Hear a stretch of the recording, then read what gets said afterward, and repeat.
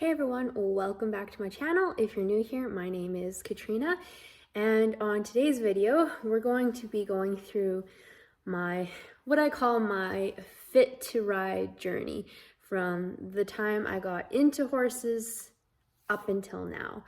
I've gone from overweight adolescent to anorexic mess to where I'm at today, gaining strength and doing well with my horses. So it's been quite the journey.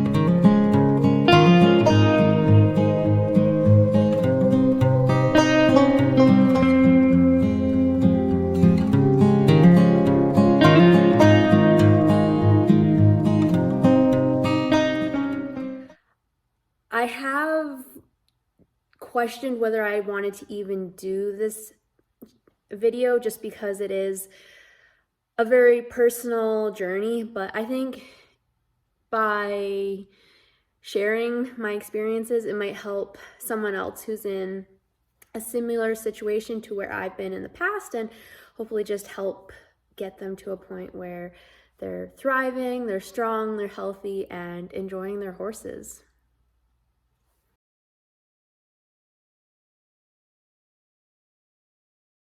I got my first horse when I was 10 years old, and at that point, I wasn't really an active child. I mean, we lived on a farm, so you're outside lots, but as far as like being active, playing sports and stuff like that, I wasn't really that kid. I was more of I like to draw, I like to read, that sort of a thing. So not super active, and I was a little bit on the chunkier side. My best friend growing up, she was very, very good at gymnastics, and so she was like this super athletic young girl, even when we were 10 years old. And it was I definitely always felt that contrast of me being fluffy, I guess, if you want to say that, and her just being like this girl with abs and biceps and all that sort of a thing. And then on top of not being super active, my mom was a really good cook and my dad's an Italian, so it was lots of pasta dishes and stuff like that, and just really good home cooked meals. And for the most part, they were healthy, but I ate a lot. And as a result, from like 10 years old to, we'll say, 14 years old, I just got chunky. And I think as I kind of started going into puberty, I think a lot of young girls do put on a little bit of weight, and that was definitely the case for me. As far as my riding was concerned, so I got my first horse. I wasn't riding super, super frequently and not super advanced by any means. I was very much a beginner rider. And so being a little bit overweight, not being super in shape didn't really impact my riding at that point. It was just, walk, trot, learning the basics of how to ride a horse. So at that point, it didn't really matter. I was a healthy kid, just happened to have some fluff. I will say one thing. So I mentioned I wasn't really into sports or anything like that, and I think that was to my detriment as an equestrian. I feel like athletes have a really good sense of their body. They have that body awareness. They know how to move their body through space and all of that sort of a thing. I didn't have that at all. And I feel like as I started riding and just slowly starting to get more advanced with my riding, that was to my detriment. I feel like if I had been the same person, but someone who took part in sport, I would have progressed in my riding maybe quicker, just because I had that athletic, I don't even know what the word is, but just being athletic and knowing how to move my body. I feel like that would have really helped me as a rider growing up, but I just didn't have that. And so I just had to work harder. One thing that comes up a lot, I think, in equestrian sports is body image. I think it's probably more prevalent in the English worlds, which I was never a part of. I was always in Western disciplines, but I was in the horse show world. And I distinctly remember I went to the regional 4-H show in spring of 2006. I was 14 years old and we got professional photos. We purchased some just because it was the biggest show to date that I had competed in, and it was a big deal. And I remember looking at those pictures and I didn't like how I looked. I thought I looked round on my horse, and I just didn't like those photos. And looking back now, like I look at those photos and I'm like, okay, yes, I was bigger than maybe some other girls in my 4-H club or other girls at that show, but I had a blast at that show.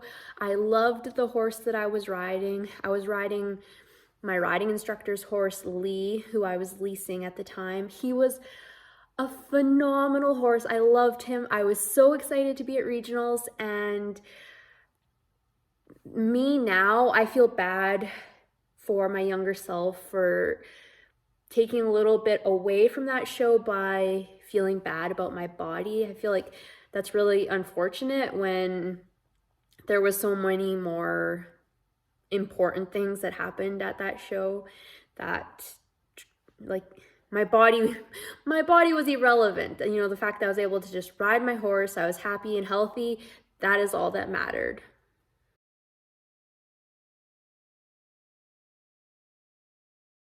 About 3 months prior to that show, my family experienced a tragedy. Me, my mother, and my 2 brothers were in a very serious car accident in February of 2006, and my brothers both passed away. My mom and I both survived. We both had some injuries. I had my spleen ruptured, and I had a broken wrist and a bunch of scratches and stuff like that, but we survived. Unfortunately, my brothers didn't. That was a big deal, and my world completely turned upside down at that point. I didn't ride because of my wrist, and obviously internal organ damage needed to heal before I got on a horse. And yeah, I remember neighbors coming over with just lasagnas and all sorts of stuff just because mom wasn't really in any shape to cook at the time. And so, like, I remember eating cinnamon buns, like massive cinnamon buns for breakfast that the neighbors had brought over. And so much of that time is a blur, but I just remember, like, yeah, eating cinnamon buns is one thing that, like, sticks out to me. And I feel like from there, things started to deteriorate. So they say that there are some risk factors that can make a person more prone to developing an eating disorder. One of those things is just being a girl. Girls are more susceptible to boys when it comes to eating disorders. Another is having an A-type personality, which I definitely have. I'm very by the book, organized, like things being predictable and in my control, very A-type. And a third risk factor is having some sort of major event, some sort of tragedy, or just something where you feel like you are out of control. In my life, obviously, that was the accident. So I'm a female, A-type, and have this accident. And it was kind of the perfect storm to develop an eating disorder, which I did. Things all started off innocent. I started being more mindful of what I ate and that sort of a thing. I didn't really have any nutrition knowledge, but I was aware of what I was eating, and then I started taking an interest in exercise. My mom had a few exercise DVDs.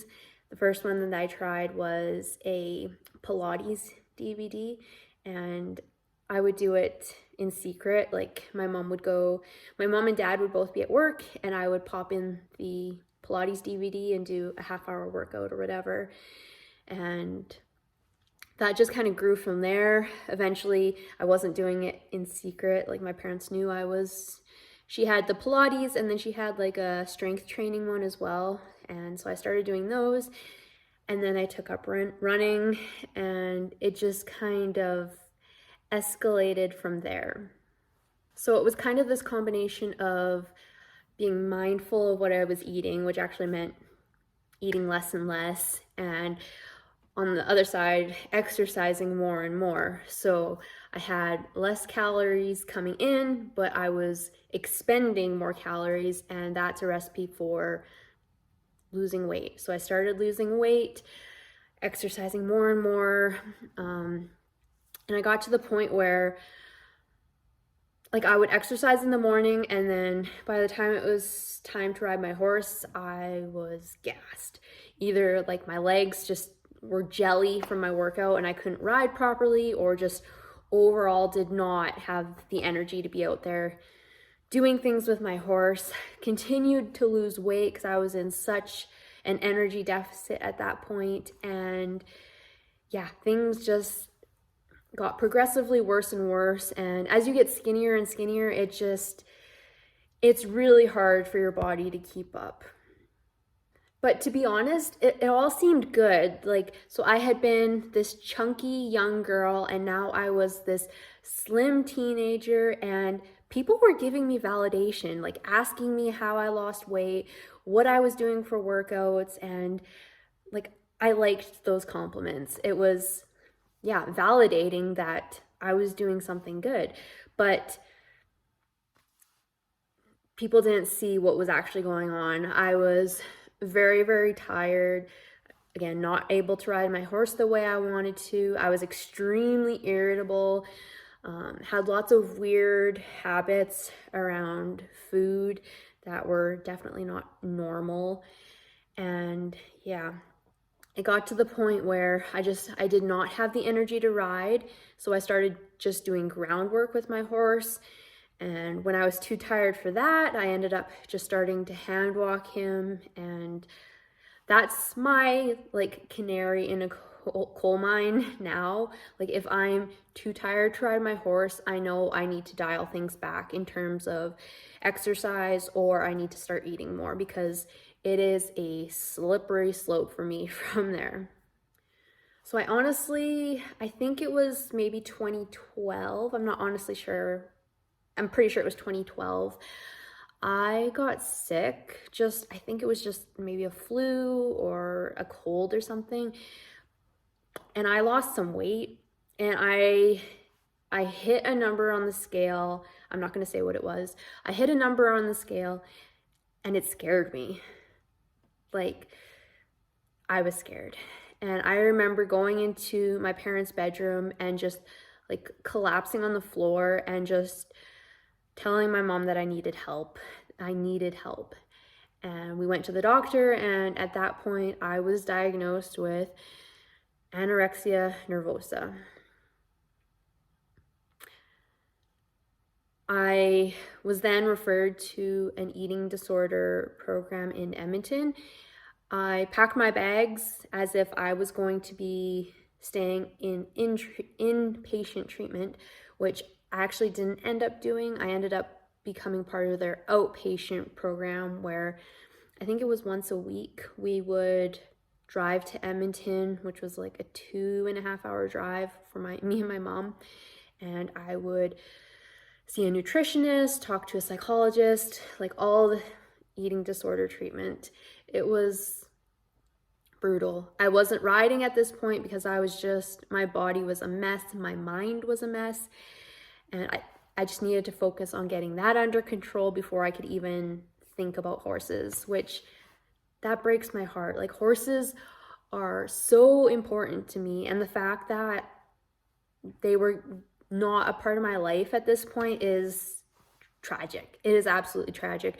My eating disorder completely like stopped my life. I had finished university at this point, but I was in no shape to be able to get a job. Like I said, not riding my horse, not spending any time with my horse. I had zero friends, no boyfriend. Like my life stopped and it sucked. It absolutely sucked.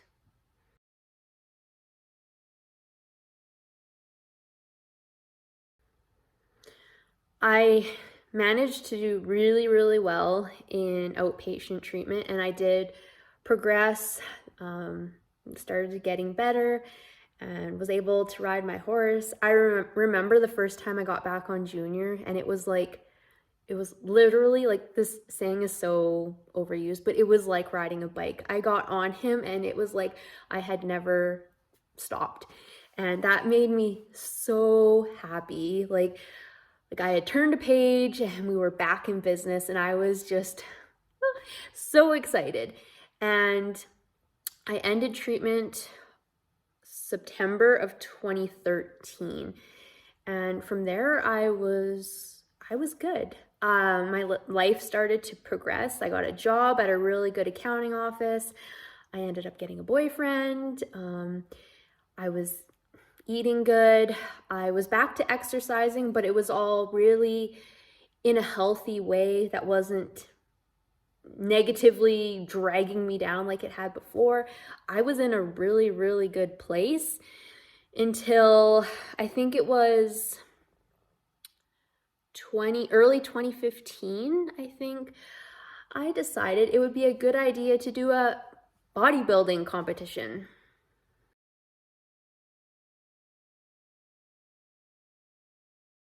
So for those of you who have zero knowledge of the bodybuilding world, which I'm assuming most of you don't, there's a lot more than just like those steroid mass monsters with a pile of muscle. There's lots of different categories in a bodybuilding show. For girls, there is like bodybuilding, there's physique, there's fitness, figure, wellness, and bikini. And I decided I was going to compete in the bikini category. Big mistake. So basically, as a bikini competitor, yes, you are working out, trying to build muscle, but you're also like cutting your calories and getting super skinny. The exact opposite of what I needed to be doing. So I was spending probably like an hour and a half at the gym, exercising at least, and my calories were getting cut more and more as the weeks progressed. I think I did maybe a 20-week prep for the show. So cutting my calories, exercising really hard for 20 weeks. I did use a coach, but like I just listened to what he said and got super skinny, did the show. I'm not proud of it.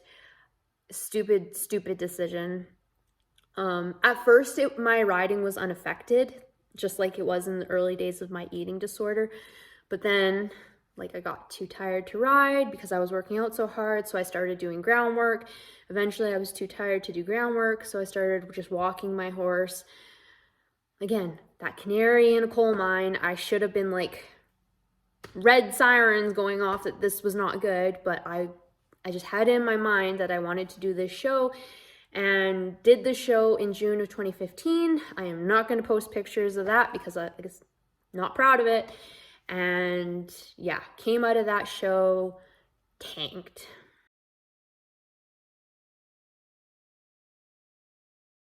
So I had to dig myself out of another hole after that competition, learning to eat more food and exercise less and just get my priorities straight in terms of like my boyfriend at the time, my horses, my family, my job. And it was really hard because again, I was super tired, super weak, which that's one thing. So like from the time I was 15 years old to this point where I was like 25, I think. So 10 years I had been doing strength training. I had zero to show for it. I was so weak at this point. You could not tell that I worked out. I had no muscle, which I am still digging out of that hole today. So this has been like a 15-year journey at this point, and I am still trying to recover the strength and the muscle that I lost back then, which is super, super frustrating because now, like, I want to be strong, I want to be healthy, I want to be athletic, but like my past has definitely impacted all of that, which it is so, so frustrating. So from my show, as I said, I've kind of, like, I had to dig myself out of a hole, get to kind of like base camp, I guess we could call it, and then eventually like wanting to improve.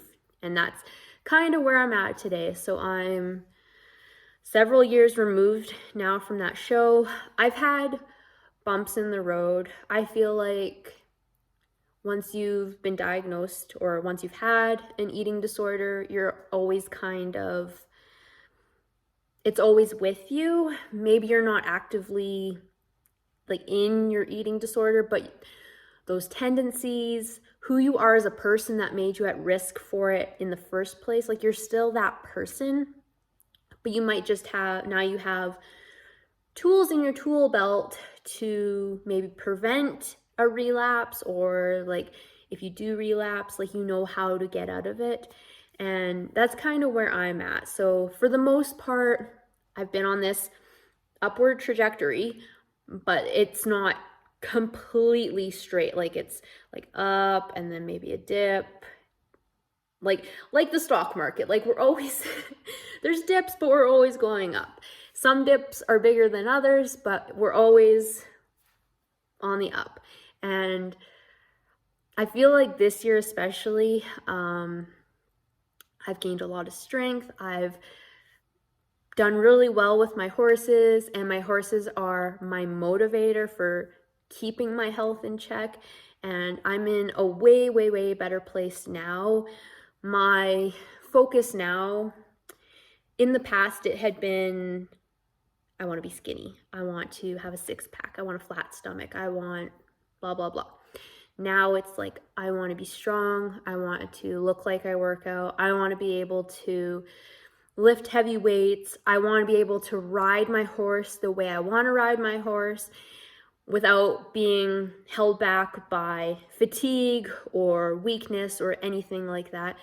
That's what motivates me now, and that's what keeps me healthy and fit and strong. And it's a much, much better place than I was in 10, 15 years ago, which means I've come a long way.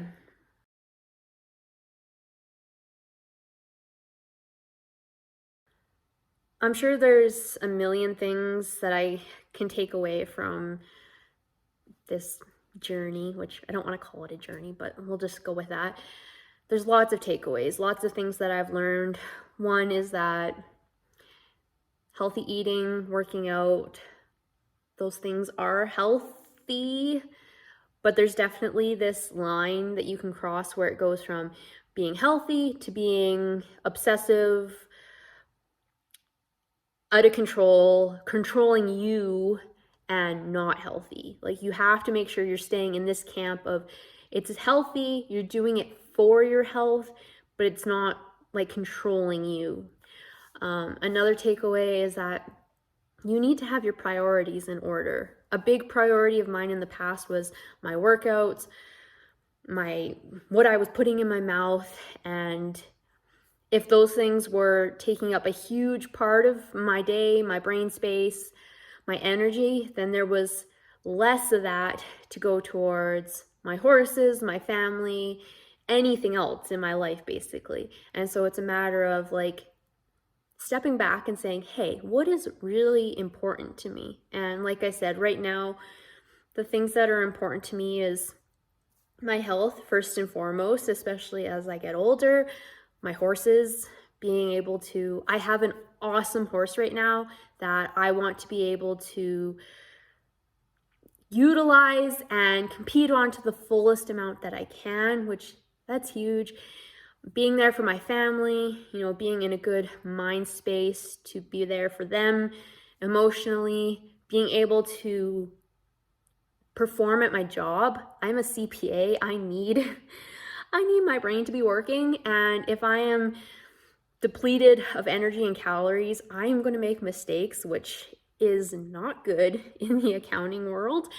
So, priorities, and realizing that having a six-pack is not what you want to be remembered for at your funeral. Like, it does not matter at the end of the day, and it should not completely consume your life.